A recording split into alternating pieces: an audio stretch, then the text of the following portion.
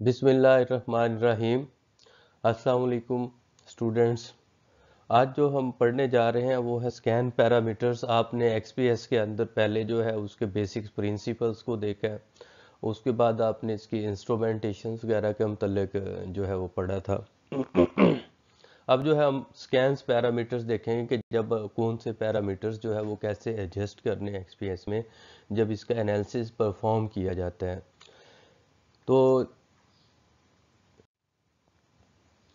तो इसके अंदर से सबसे पहले जो हमारे पास है scan parameter including the pass energy step wise and dwell time are user controller. इसका मतलब ये होता है कि पास एनर्जी से मुराद ये होती है कि जब एनर्जी जो है वो एक्सट्रैक्शन लेंस से एनालाइजर में जाती है तो उसकी जो है क्वांटिटीज को लिमिटाइज किया जाता है एक्सट्रैक्शन लेंस के अंदर। लाइक दिस वन के ये बहुत सारे इलेक्ट्रॉन जो है डिफरेंट काइनेटिक एनर्जी के साथ जब यहाँ पे आते हैं तो इनमें से चंद एक को जो है इसके अंदर से डिटेक्टर एनालाइजर के अंदर से पास किया जाता है और वो उतनी ही एनर्जी कैरी करते हैं। तो अब उसे हम पास एनर्जी कहते हैं। अब इसको जो है वो पास एनर्जी एक तो पैरामीटर्स को आपने देखना होता है कि इसको कैसे एडजस्ट करना है और स्कैन रेट जो है उसको एडजस्ट करना होता है।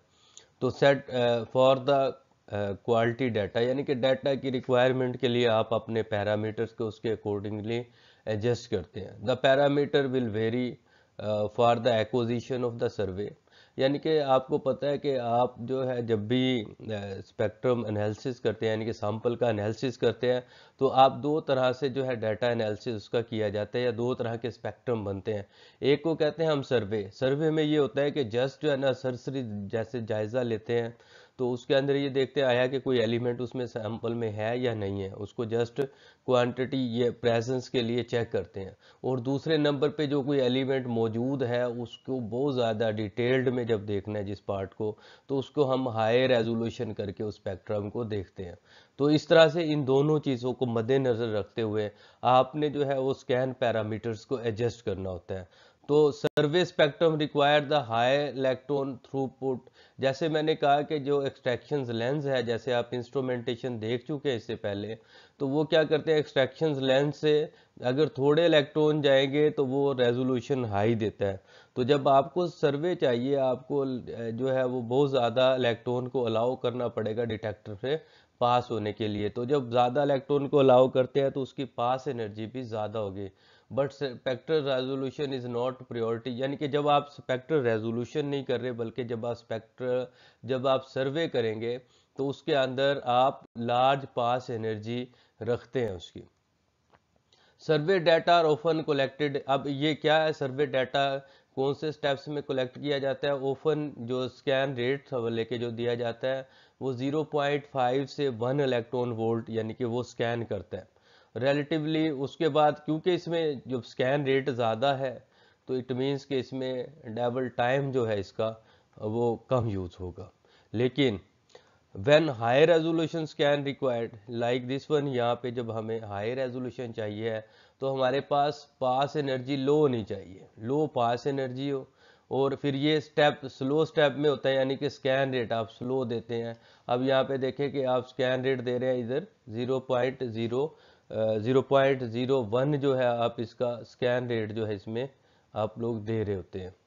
तो इस तरह से आप इसकी वैल्यू को आप दोनों में कंपैरिजन भी अगर करें तो ये 0.01 है स्कैन रेट। किस लिए? जब आप हाई रेजोल्यूशन लेना चाहते हैं। ऑन दी अदर हैंड अगर आप सर्वे में देखें तो स्कैन रेट बहुत ज़्यादा फास्ट है। जब स्कैन रेट बहुत ज़्यादा फास्ट होगा तो टाइम उतना ही कम लगेगा। ये ऐसे ही है कि एक तो आप आराम आराम से अगर 1 किलोमीटर फासला आपने तय करना है, आप स्लो स्पीड के साथ जाएं तो क्या होगा कि आप उन चीज़ों की सैर अच्छी तरह से करेंगे जो आपके लेफ्ट राइट पे है, लेकिन टाइम ज़्यादा लगेगा। लेकिन अगर आप फास्ट स्पीड के साथ जाते हैं जिस तरह से यहाँ पे सर्वे करते हैं तो वहाँ पे आपका टाइम तो कम लगेगा लेकिन आपका चलने की जो स्पीड है स्कैन रेट जो है वो ज़्यादा होगा। तो इस तरह से ये यूज़र डिसाइड करता है कि आया कि उसने कौन सी लाइंस वगैरह यूज़ करनी है हाई रेजोल्यूशन स्पेक्ट्रा के लिए। Most often the highest intensity peak. अब जब आप एनालिसिस करते हैं तो उसके अंदर क्या होता है कि जो हाईएस्ट पीक इंटेंसिटी होती है ना किसी भी एलिमेंट की, हम उसे कंसीडर करते हैं, ईजीएस्ट होता है उसे डिटेक्ट करना। सो हम मोस्ट ऑफ द डाटा को जब हम कंपैरिजन करते हैं तो हम जो हाईएस्ट इंटेंसिटी पीक होती है हम उसके कंपैरिजन करके इसे निकालते हैं। लाइक दिस वन, कि हमारे पास ये कोई स्पेक्ट्रा है, तो इसके अंदर ये पीक जो है इसकी हाईएस्ट इंटेंसिटी है, तो हम इसको यूज करके मोस्टली कंपैरिजन देते हैं।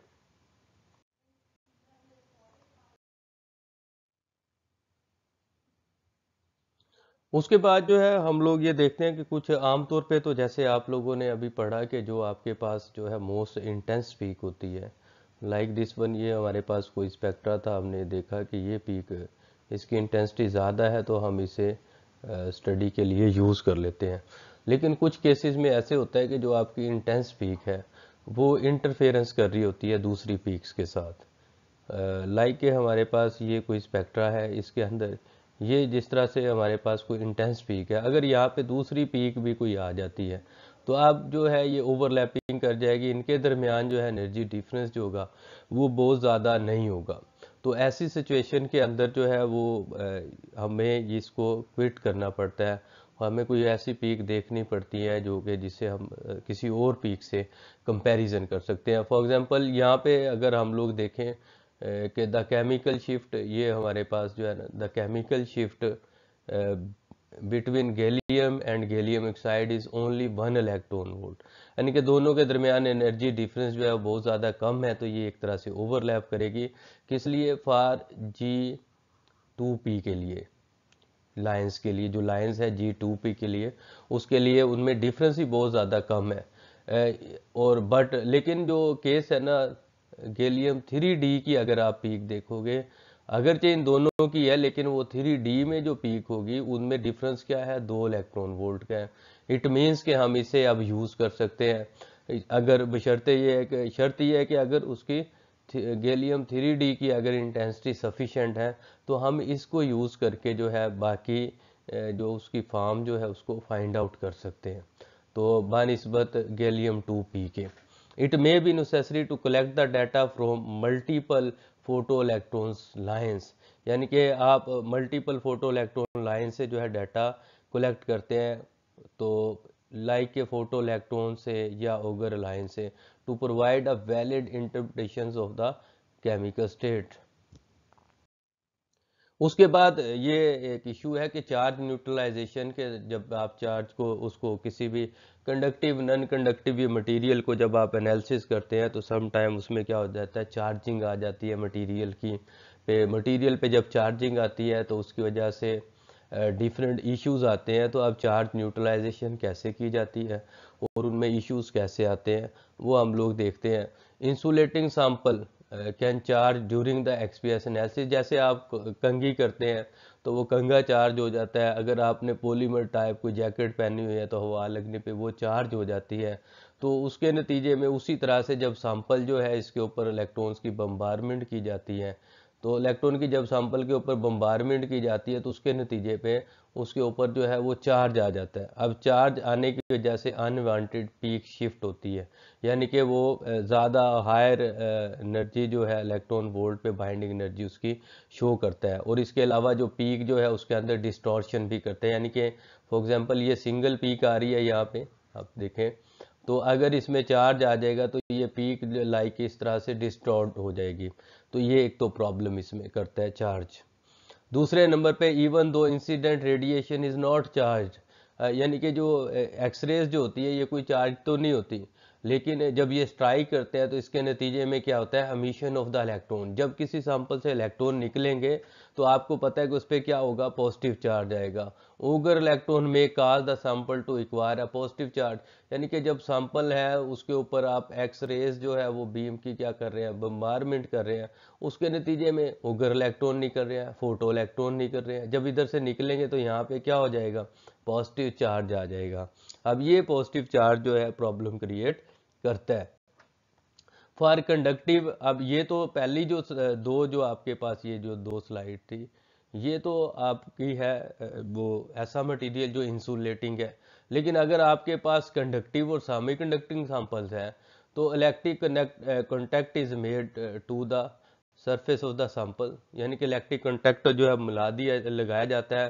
सैंपल होल्डर इज ग्राउंडेड, यानी कि जहाँ पे लाइक दिस वन के हमारे पास ये कोई सैंपल है जो कि होल्डर पे रखा हुआ है, और क्या होता है कि ये यहाँ से जो है जब ये चार्ज हुआ है तो इसको जो है ना ग्राउंड कर दिया जाता है, यानी कि ज़मीन के साथ इसका कोई कनेक्शन कर दिया जाता है, जिससे जो है फर्दर उसमें चार्ज नहीं होता। The connection to ground allow the electron to loss due to the photo emission is replaced. अगर ये इलेक्ट्रॉन यहाँ से निकलते भी है तो इसको फिर ग्राउंड होने की वजह से रिप्लेस्ड हो जाता है। But this strategy is not work well for the insulating sample, यानी कि इंसुलेटिंग सैंपल के लिए ये कंडक्टिव और जो है वो सेमी कंडक्टिव, उसके लिए तो ये सही काम है कि आप ग्राउंड कर देते हैं, ठीक है, कंडक्टिव के लिए भी और सेमी कंडक्टिंग मटेरियल के लिए। लेकिन इंसुलेटिंग मटेरियल के लिए जो है ये स्ट्रेटजी जो है वो कामयाब नहीं होती। तो ऐसी सिचुएशन में क्या करते हैं कि when a sample start to charge positively it is more difficult to remove the subsequent electron. तो अब उससे जब एक चीज के ऊपर पॉजिटिव चार्ज आ गया मुसलसल बम्बारमेंट होने की वजह से, वो फोटो इलेक्ट्रॉन के निकलने की वजह से और ऑगर इलेक्ट्रॉन्स के निकलने की वजह से, अब वहां से इलेक्ट्रॉन निकालना क्या हो जाएगा, टफ हो जाएगा। अब ये क्वेश्चन पूछा जा सकता है कि बाइंडिंग एनर्जी क्यों आखिरकार बढ़ जाती है। तो यहाँ से जो है हम लोग लाइक ये क्वेश्चन किया जा सकता है कि बाइंडिंग एनर्जी जो है वो हायर क्यों चली जाती है चार्ज की वजह से। तो होता क्या है कि लाइक दिस वन के जैसे ही आप बम्बारमेंट करते हैं तो इससे फोटो इलेक्ट्रॉन भी निकल रहे हैं, ओगर इलेक्ट्रॉन भी लिख रहे हैं। अब यहाँ पे पीछे क्या रह जाता है, बहुत ज़्यादा पॉजिटिव चार्ज आ गया है। अब पॉजिटिव चार्ज आने की वजह से अगर फर्दर यहाँ से इलेक्ट्रॉन निकालने पड़ते हैं एनर्जी देके तो उसको निकालना ज़्यादा मुश्किल होगा। तो इट मीन्स कि फिर बाइंडिंग एनर्जी वैल्यू क्या हो जाएगी, वो हायर हो जाएगी। तो ये शिफ्टिंग जो है पीक शिफ्टिंग इसलिए होती है। In addition, charging can often different part of the sample differently termed as the differential charge। बाज़ का sample के different parts पे different किस्म का charge होता है। Can lead to the effect like peak broadening। अगर उसके different part पे different charge आता है तो उसके नतीजे में पीक जो है वो ब्रॉडनिंग हो जाएगी, यानी कि उसके शार्प पीक आने के बजाय वो जैसे है ना, ये शार्प पीक है, लेकिन अगर ये इस तरह से आती है तो ये पीक ब्रॉडनिंग काज करेगी। अगर पीक ब्रॉडनिंग काज वो करे तो उसको भी इंटरप्रेट करना जो है वो मुश्किल होता है। तो बाज़ का इसमें न्यू पीक्स आ जाती है या शोल्डर्स बन जाते हैं। जैसे अब ये एक पीक है तो अगर इसके स्टार्ट में इससे पहले ऐसे अगर कोई आ जाए तो उसे आप पीक शोल्डर कहते हैं, which can be quite dramatic as shown. ये फिग हम देखते हैं यहाँ पे, इस फिग के अंदर अगर आप देखें तो यहाँ पे कोई भी चार्ज मौजूद नहीं है। अब चार्ज एब्सेंट है तो यहाँ पे ये दो पीक्स है, वेरी शार्प पीक्स हैं। उसके बाद अगर वो स्लाइटली चार्ज होता है तो एक तो पीक ब्रॉडनिंग हो रही है, पीक का साइज जो है वो बढ़ रहा है। दूसरे नंबर पे देखें कि ये हल्की सी जो है इसके अंदर जो है उसकी शार्पनेस कम हो रही है और ब्रॉडनिंग आती जा रही है। फिर अगर वो मॉडरेट चार्ज होगा सैंपल आपका, तो मॉडरेट चार्ज होने की वजह से फर्दर पीक इंटेंसिटी कम होगी। अब आपको ये और यहाँ पे जो है शोल्डर शो हो गया और यहाँ पर भी शोल्डर बन गया एक तरह से। पीक आपको लगता है कि ये पीक काफ़ी उसकी इंटेंसिटी कम होती है और ये जो है पहले से ज़्यादा ब्रॉडर होती चली जा रही है। अगर वहाँ पे स्फीयर चार्जिंग होगी या बहुत ज़्यादा पॉजिटिव चार्ज आ गया है तो ऐसी सिचुएशन में आप देखें कि यहाँ पे पीक और यहाँ पे पीक जो है डिफरेंट हिस्सों में डिवाइड होगी है। तो यहाँ पे कोई भी बंदा जो इंटरप्रिटेशन कर रहा होता है इस डाटा से तो वो मिस अंडरस्टैंड कर सकता है उसके ख्याल से कि ये डिफरेंट वैल्यूज डिफरेंट जो है वो पीक्स जो है वो शो कर रही है किसी और मटेरियल्स की। इस तरह से ये डाटा मिस इंटरप्रेट हो सकता है। चार्जिंग इज लेस, जब आप जो है ना नन मोनोक्रोमेटेड सोर्स यूज़ करते हैं ना तो उसका फ्लक्स बहुत ज़्यादा होते हैं, उसमें बहुत सारे इलेक्ट्रॉन्स होते हैं जो कि एल्यूमिनियम विंडो पे स्ट्राइक करते हैं। तो वो क्या करते हैं कि उसमें सेकेंडरी इलेक्ट्रॉन प्रोड्यूस होते हैं। तो वो जो है ना वो जितना पॉजिटिव चार्ज आया होता है तो वो इलेक्ट्रॉन वहाँ पे जाते हैं, उसको स्ट्राइक करते हैं, तो उसके नतीजे में वो उसको न्यूट्रलाइज कर देते हैं। यानी कि जैसे ही वो प्राइमरी जो बीम जा रही है फोटान की, तो जैसे ही वो यहाँ पे एल्यूमिनियम उससे वो स्ट्राइक करने के नतीजे में क्या होगा कि यहाँ पे सेकेंडरीज वेव्स प्रोड्यूस होगी जो कि इलेक्ट्रॉन होंगे, सेकेंडरी इलेक्ट्रॉन्स। अब ये जो है ना सैंपल पे फर्ज किया कि कोई पॉजिटिव चार्ज आ भी रहा है तो ये सेकेंडरी इलेक्ट्रॉन्स उसे क्या कर देते हैं, न्यूट्रलाइज कर देते हैं। एक तो ये मेथड हो गया, लेकिन ये बात हो रही है नन मोनोक्रोमेटेड सोर्स के, लेकिन अगर आप क्रोमेटेड सोर्स यूज़ करते हैं, मोनोक्रोमेटेड करते हैं, तो फिर वहाँ पे ये प्रॉब्लम या ये इशू हल नहीं किया जा सकता। Often the use of the charge neutralization can eliminate the effect of the charge observed in the spectrum। यानी कि अगर आप चार्ज न्यूट्रलाइजर यूज़ करते हैं तो ऐसी सिचुएशन में भी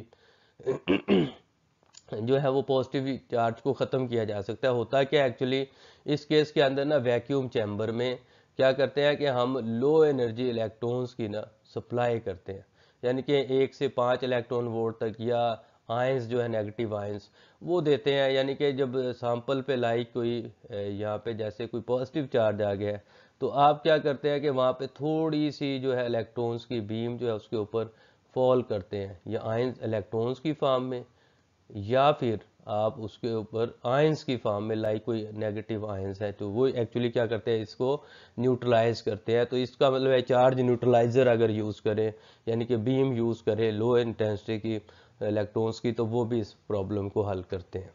उसके बाद commonly the peak height width and shape are monitored while adjusting the charge neutralizer parameter. जब आप इन पैरामीटर को एडजस्ट कर रहे होते हैं तो आप किन चीज़ों को देखते हैं, ये यानी कि जब आप एडजस्टमेंट कर रहे हैं तो आप कुछ चीज़ों को देख रहे होते हैं। आपसे पूछा जा सकता है कि जब आप पैरामीटर को एडजस्ट करते हैं तो कैसे एडजस्ट करते हैं, तो आप ये देखते हैं कि पीक की हाइट क्या है, विड्थ क्या है, उसकी शेप क्या है।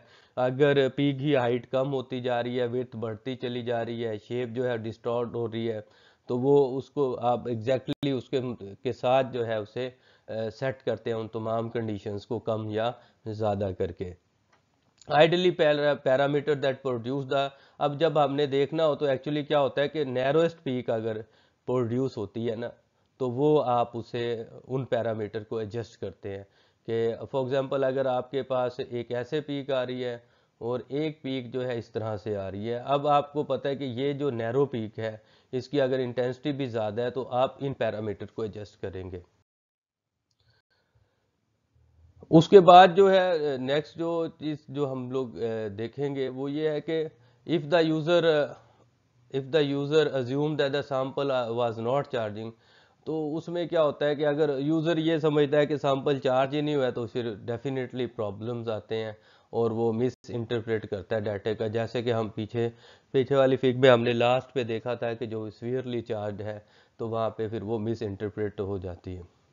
अब जब आप करते हैं ना the performance of the charge neutralization, अब चार्ज न्यूट्रलाइजेशन की जो परफॉर्मेंस अगर चेक करनी होती है ना, आमतौर पे पीईटी सैंपल को जो है एनालाइज किया जाता है। अब जब पीईटी सैंपल को एनालाइज किया जाता है ना, तो इसमें जो पीक है सी डबल बॉन्ड ओ ओ की, तो इसमें जो कार्बन जो होता है ना मोस्ट कॉमनली, इसका जो इससे चेक किया जाता है। इसमें देखते हैं कि इसकी FWMH वैल्यू जो है वो इंडिकेट करती है कि बेटर परफॉर्मेंस है या नहीं है। फॉर एग्जांपल इट मींस कि हमारे पास ये वाली जो सी वाली पीक है इसको देखते हैं हम, यानी कि पहले इसको रख के इसको चेक करते हैं, पैरामीटर को एडजस्ट करते हैं, तो इसकी FWMH यानी कि हाफ वेव फुल मैक्सिमा, इसकी वैल्यूज़ को चेक करते हैं, वो कम होनी चाहिए। अगर ये उस रेंज में आती है तो आप कहते हैं कि पैरामीटर ज़्यादा बेटर एडजस्ट हो गए हैं।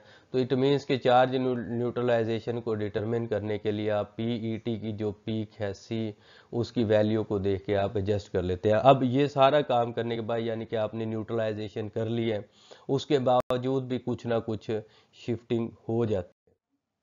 अब इसमें जो कुछ जो केयर करने वाली है सरफेस, यानी कि काशंस है, surface and near surface charging can impact the spectra in a way surprise many user, यानी कि जब चार्जिंग होती है तो उसकी वजह से प्रॉब्लम आता है।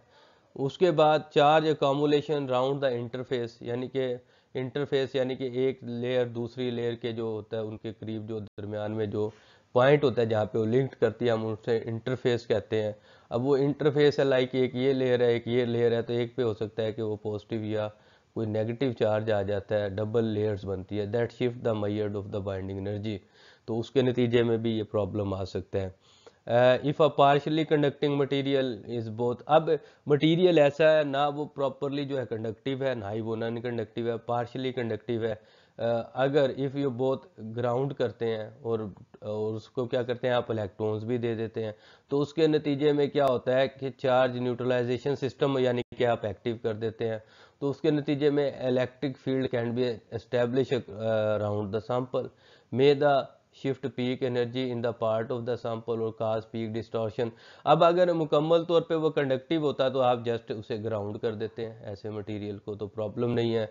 अगर नॉन कंडक्टिव है तो फिर भी प्रॉब्लम नहीं है, उसमें आप क्या करते हैं, आप इलेक्ट्रॉन्स की बीम दे देते हैं लो एनर्जी की, तो वो भी उसे न्यूट्रलाइज कर देते हैं। लेकिन अब कंडीशन ये है कि ना तो वो पार्शली कंडक्टिव है। अब ऐसी सिचुएशन में आप क्या करते हैं, उसको ग्राउंड भी कर देते हैं और उसे इलेक्ट्रॉन भी देते हैं। तो सम कंडीशन में ऐसा होता है कि वो उसके अंदर इलेक्ट्रिक फील्ड स्टैब्लिश हो जाती है। जब इलेक्ट्रिक फील्ड स्टैब्लिश होती है तो उसके अंदर वही पीक शिफ्टिंग भी हो सकती है और पीक को डिफरेंट पार्ट में यानी कि पीक की डिस्टॉर्शन भी हो सकती है इस तरह से। In case of in this case different part of sample may be different potential, यानी कि different part में different potential develop हो जाएगा। and disconnecting the ground connection, जब वो पॉजिटिव नेगेटिव चार्ज आ गया तो जो ग्राउंड कनेक्शन जो है वो ख़त्म हो जाता है, यानी कि वो एक तरह से कैपेसिटर की तरह से काम करता है। while using the charge neutralization may produce the better result। तो इस तरह से आप इससे यानी कि ये प्रॉब्लम जो है, in case different part of the sample में भी different potential and disconnecting the ground connection, यानी कि आप ग्राउंड कनेक्शन को जो है वो डिस्कनेक्ट कर देते हैं, तो उससे भी इस प्रॉब्लम को हल किया जा सकता है। फिर even the proper use of, जब आप चार्ज न्यूट्रलाइजेशन को प्रॉपर यूज करते हैं, peak shift are frequently observe, उसके बावजूद भी जो है वो पीक आती है, इसको जो है फिर आप कोई रेफरेंस के साथ एडजस्ट करते हैं। To correct the energy scales some sort of the internal standard are known, यानी कि पहले आपने पैरामीटर एडजस्ट कर लिए, उसको न्यूट्रलाइज भी कर दिया, न्यूट्रलाइज करने के बाद फिर भी कुछ ना कुछ पीक शिफ्टिंग जो है एब्जॉर्ब हो रही है। जब हो रही है तो फिर आप पहले तो आप एक्सटर्नल स्टैंडर्ड यूज़ कर रहे थे, अब आप इंटरनल स्टैंडर्ड यूज़ करते हैं। तो इंटरनल स्टैंडर्ड में सबसे ज़्यादा जो यूज़ होता है वो कार्बन, क्योंकि मोस्टली सैंपल में या तो कार्बन होती है या उसकी कंटेमिनेशन शामिल होती है। तो इस ऐसे जो कार्बन जो होता है इसे हम कहते हैं एडवेंटियस कार्बन। इसका एक्चुअली फ़ायदा ये होता है कि इसकी बॉन्डिंग एनर्जी जो है हम CH2 के केस में कंसीडर करते हैं, और इसको अक्सर हम लोग इसकी वैल्यूज़ को जो है इंटरनल स्टैंडर्ड के तौर पे यूज़ करते हैं। जब इंटरनल स्टैंडर्ड के तौर पे यूज़ करते हैं कि इसकी वैल्यू, तो उसके साथ बाकी वैल्यूज़ को एडजस्ट करते हैं। लेकिन इसके अंदर भी प्रॉब्लम ये होता है, यहाँ पे प्रॉब्लम ये आता है कि इसकी जो है ना पीक, उसकी वैल्यू अनसर्टेन है, यानी कि इसकी अपनी वैल्यू जो है वो 284.6 से 285 के दरमियान वेरी करती है। इट मीन्स के 0.4 इलेक्ट्रॉन वैल्यू जो है अभी भी इसके अंदर वेरिएशंस है। आपको ये समझ नहीं आती, आप ये कंफर्म नहीं कर सकते कि आया कि हम 284.6 लें या 285 लें या इसके दरमियान वाली लें। तो ये वैल्यू थोड़ा सा प्रॉब्लम क्रिएट करती है, तो जिसको जो है ये इसमें अनसर्टेनिटी आती है जब आप कार्बन यूज़ करते हैं। One of the appropriate shift carbon C1 peaks is determine the data of the other element, यानी कि फिर भी उसके बावजूद ये बेटर है। तो जब आप एक C1s कार्बन पीक को डिटरमिन कर लेते हैं, उसकी वैल्यू अगर फॉर एग्जांपल 286 या 0.9 आ रही है, तो आप क्या करते हैं, इसके अंदर से 0. या फॉर एग्जांपल आप समझते हैं 286 पे है, तो आप इससे 1 क्या कर देते हैं, माइनस कर देते हैं। तो इस तरह से ये पीक की जो है वैल्यू 285.9 पे आ जाती है इलेक्ट्रॉन वोल्ट। इस तरह से आप बाकी जितना भी डाटा है उसमें से भी ये वैल्यू माइनस कर देते हैं, और इस तरह से आपका जो है वो जो कैलिब्रेशन वो बेटर हो जाती है।